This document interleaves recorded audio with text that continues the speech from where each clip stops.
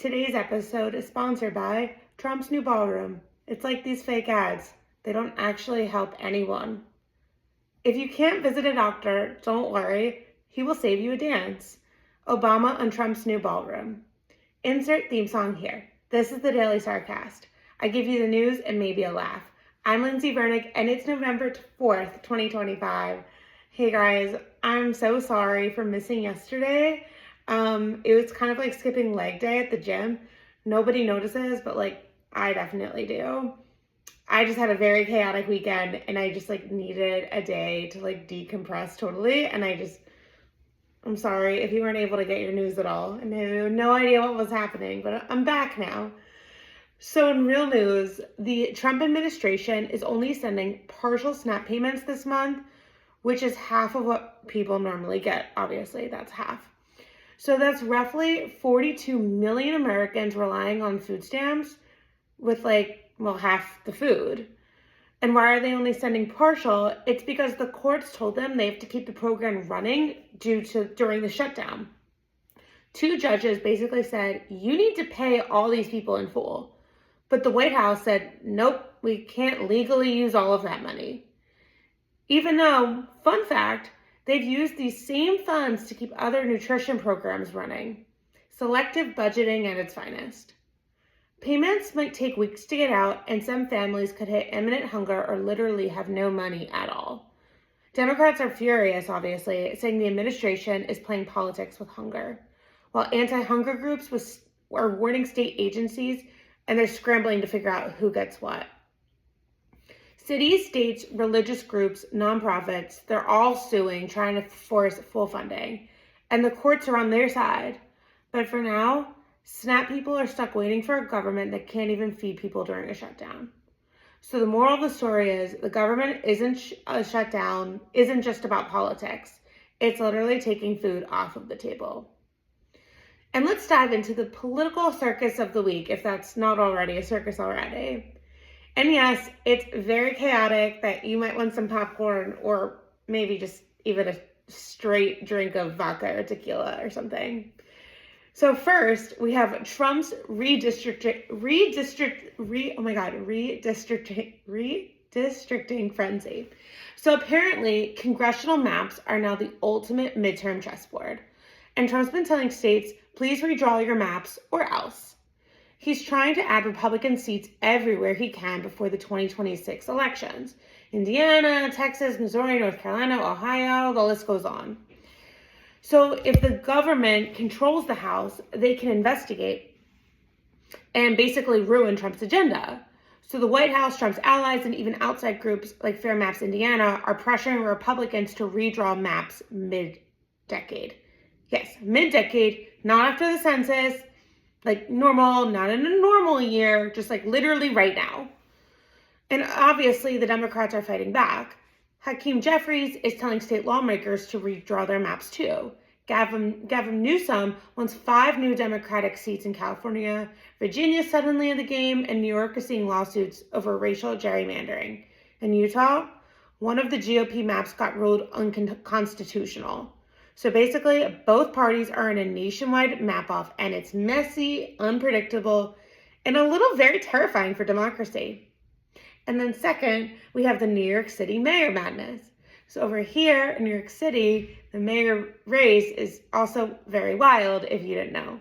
So we have Eric Adams running for re-election, but he's facing people from all over the place, and they're all Democrats too, by the way. We have Andrew Cuomo, Zohran Mamdani, and other candidates like Curtis Siwa, and a ton of other various long shot names you've been hearing about. It's a weird mix of politics, personality, and performance. It's kind of like watching a reality TV show where everyone's scheming, nobody's winning cleanly, and somehow you're expected to pick a favorite. The race could definitely shake up city politics, but also probably give us some unintentional comedy along the way. Hopefully. So to recap, Trump is redrawing the rules mid-game to keep the House. Democrats are fighting fire with fire, and in New York City, the mayoral race is basically chaos with a side of political theater. And your vote, it still counts, but good luck figuring out which map, law, or candidate is actually in your corner.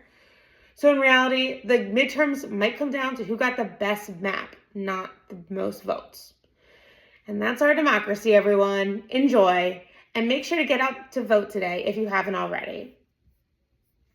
Okay, and here's your business weirdness of the week. And yes, it involves Tylenol because, it's trendy. So Kimberly-Clark, the company who owns Kleenex and Huggies, just agreed to buy Kenvue, the maker of Tylenol, Band-Aid, Listerine, and Johnson's baby products for, wait for it, $40 billion. So you remember when the Trump administration decided to link the main ingredient to Tylenol to autism, right? So yes, that was all unproven. And suddenly, Kevinu's stock was on a roller coaster. Kimberly-Clark swooped in and boom, deal done, stock jumps 15%, Kimberly-Clark drops 10%. Kevinu's been struggling since spinning off from Johnson & Johnson in 2023. They had a CEO shakeup, activist investors breathing down their neck, and declining sales, particularly in their self-care division, which, fun fact, includes Tylenol. So basically a perfect storm for a discount buyout. The deal is in cash and stock, with Kimberly-Clark owning 54% of the new company. And with combined revenue, it will make about $32 billion a year. The operating profit, though, will be $7 billion. And yes, these are cost-cutting synergies, so if you're reading between the lines, probably means layoffs. Meanwhile, lawsuits are hanging over everyone's head. Families have been suing Tylenol and neurodevelopmental issues for years. Texas just joined the party, claiming Kenvue and J&J had evidence linking Tylenol to neurodevelopmental disorders. But Kenvue says, nope, we stand by the science. So the Tylenol saga continues, and it won't be over anytime soon, it looks like. In Lindsey life, yesterday I was heading to the park to play some pickleball, and I ran into a camera guy shooting for the news. So I stopped to chat with him because, I'm in production. And I ended up empty offering to do an interview with him. I didn't think he would actually follow through with it because I disappeared. I'm yeah, I gotta go play pickleball. Sure, I'll do an interview with you. Bye. Whatever. But then the camera guy comes down to meet me 5 minutes later with the camera right in front of my crush. So I'm in a news interview in front of my crush, on the pickleball courts about how many friends I have.